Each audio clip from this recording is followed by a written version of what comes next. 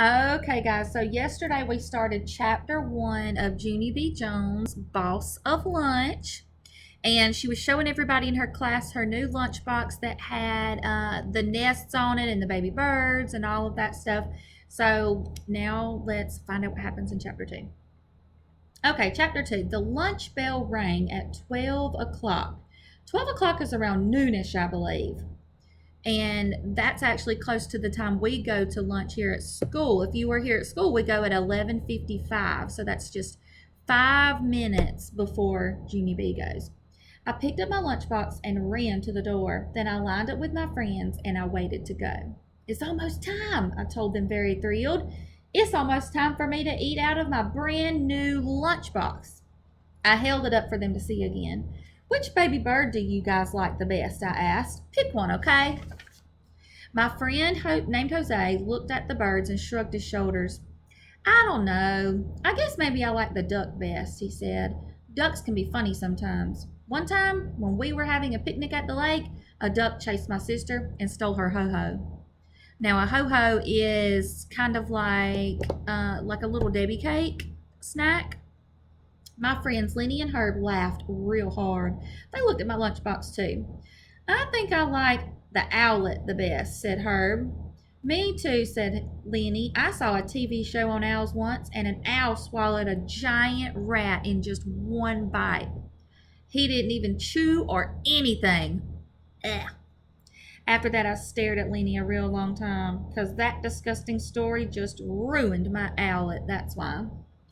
Finally, Oliver and one walked to the cafeteria together. The cafeteria is a big room where we eat lunch. It has smells and noise and tables in it.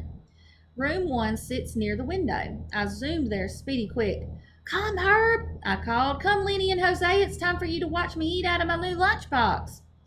I turned around to wait for them. Only too bad for me, because none of those guys were even coming. Instead, they were standing in the dumb lunch line. My mouth fell open at that sight.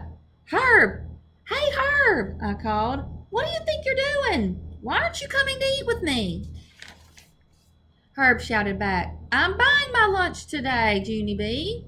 Jose shouted, Me too, he said. Everyone's buying today, Junie B. Hoagies! We're having hoagies, hollered Lenny. Save us a seat. Now, a hoagie is like a Subway sandwich, sort of, if you've ever eaten at Subway. Just a long sandwich. And you can kind of see in the picture here. Oh, there it is. Kind of see in the picture. So there she is calling, and everybody in the classroom bought a lunch that day. My shoulders slumped, real disappointed, because I wasn't actually expecting this development. I sat down at my table and looked all around. There was only one other person sitting there. His name is Sheldon. I do not know him that good. Sheldon waved his fingers at me. We're the only ones here, he said. We're the only ones who didn't buy hoagies today. I did a sigh. Yes, I know that, Sheldon, I said. Sheldon slid across from me. Hoagies are very popular, but I'm not allowed to eat them, he said. I'm allergic to fake meat and cheese. I looked at Sheldon closer.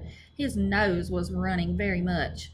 Please wipe your nose, I said.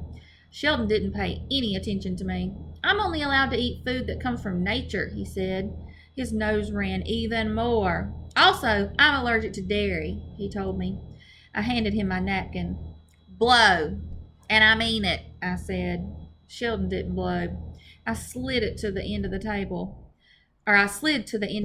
Pretty soon my friends started coming out of the kitchen. The other children started coming too.